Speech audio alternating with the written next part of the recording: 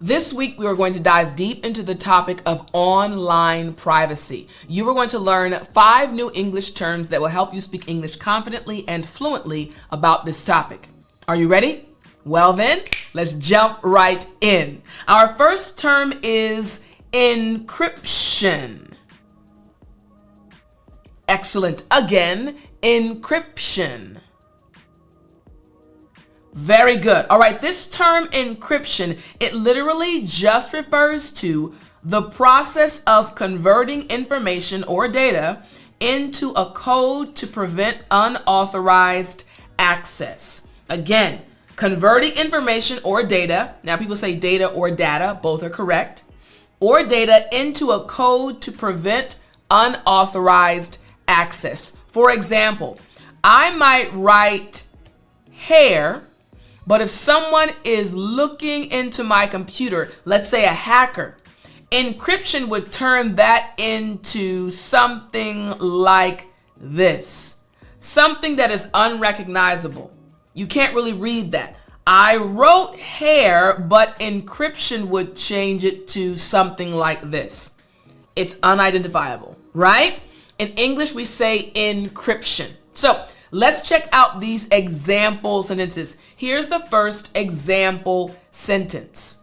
Encryption is crucial for protecting sensitive information transmitted over the internet. Next, many messaging apps use end-to-end encryption to ensure that only the sender and receiver can read the messages. And finally, understanding encryption can also help users safeguard their online communications. So, once again, our first term is encryption. Excellent. All right. Now, our second term is anonymity.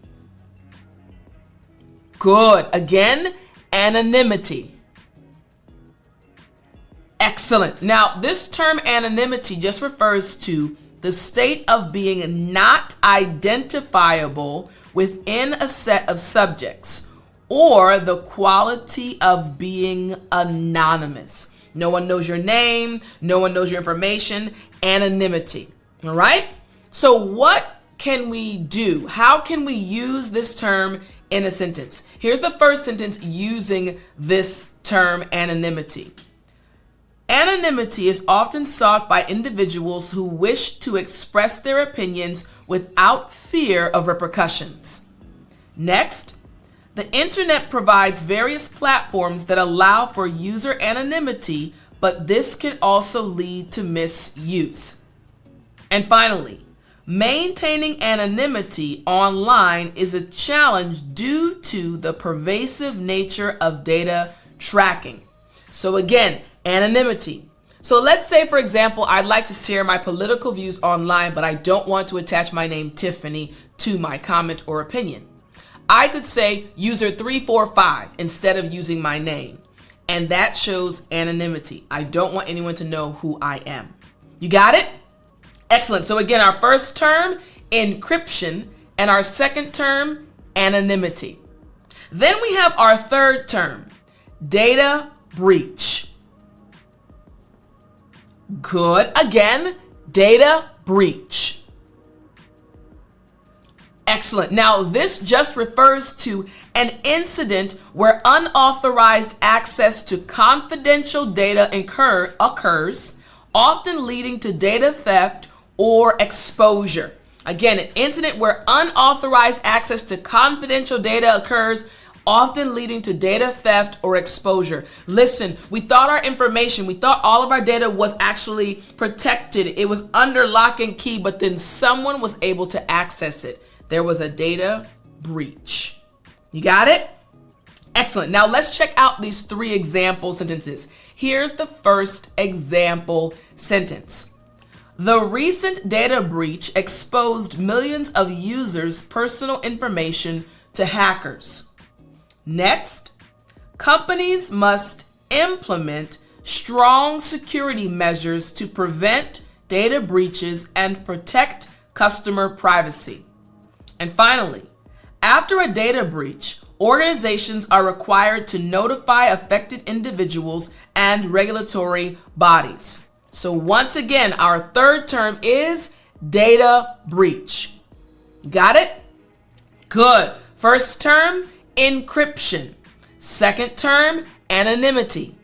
Third term, data breach. Now our fourth term is another very important term, but I want to remind you, each week when I teach you these new words connected to a topic, I'm actually teaching you the terms from my daily English vocabulary newsletter, a free email newsletter that goes out every day from Sunday to Friday, and each day has a different topic with 5 new terms. So if you want to continue improving your vocabulary, all you have to do is go to www.dailyenglishvocabulary.com, enter your email address, and I'll start sending you those emails daily from Sunday to Friday, totally for free. Again, www.dailyenglishvocabulary.com.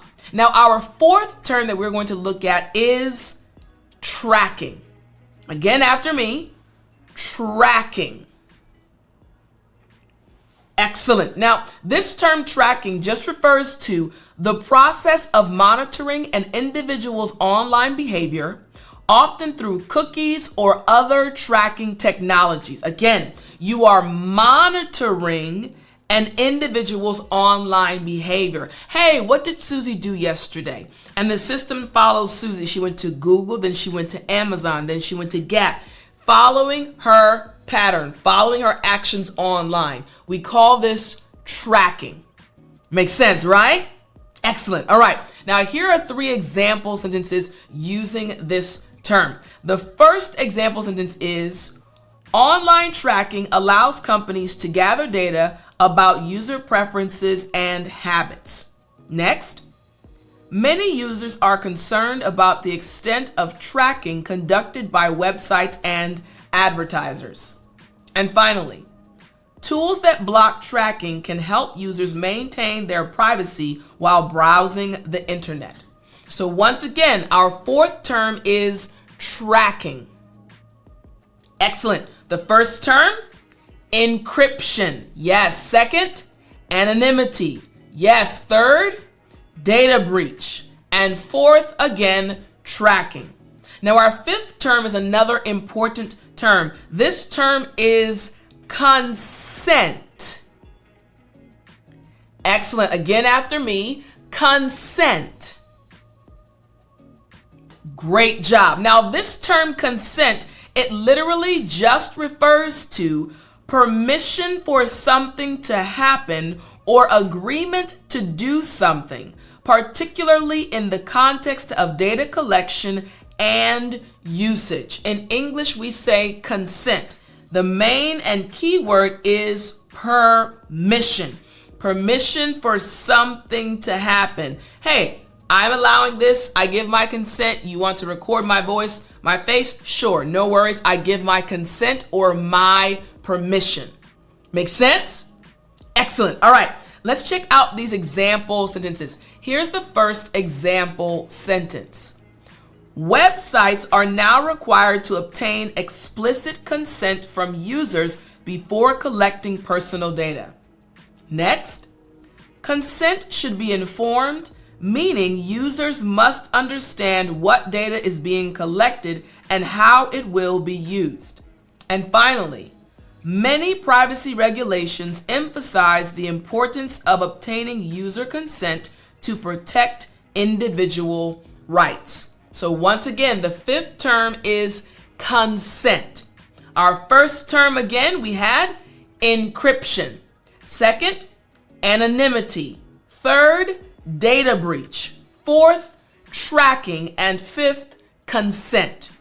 Now I want us to take a look at a paragraph that includes each of these 5 terms. And I want you to listen closely. Now that you understand the meaning of each term, listen to how the terms are used in this paragraph. Here we go. Online privacy is a growing concern as individuals increasingly share personal information online. Consent is a fundamental principle ensuring users have control over their data. However, tracking technologies often collect data without explicit consent, raising privacy concerns. Data breaches can expose sensitive information, leading to identity theft and financial loss. Anonymity allows users to interact online without revealing their true identity, while encryption protects data by scrambling it, making it difficult for unauthorized individuals to access.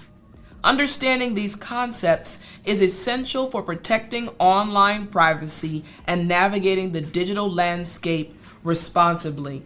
This paragraph included each of the 5 words we went over today: consent, tracking, data breaches, anonymity, and encryption. Now you have 5 terms that you can use to speak English fluently and with confidence about online privacy. I hope you enjoyed this lesson, and I'll talk to you next time.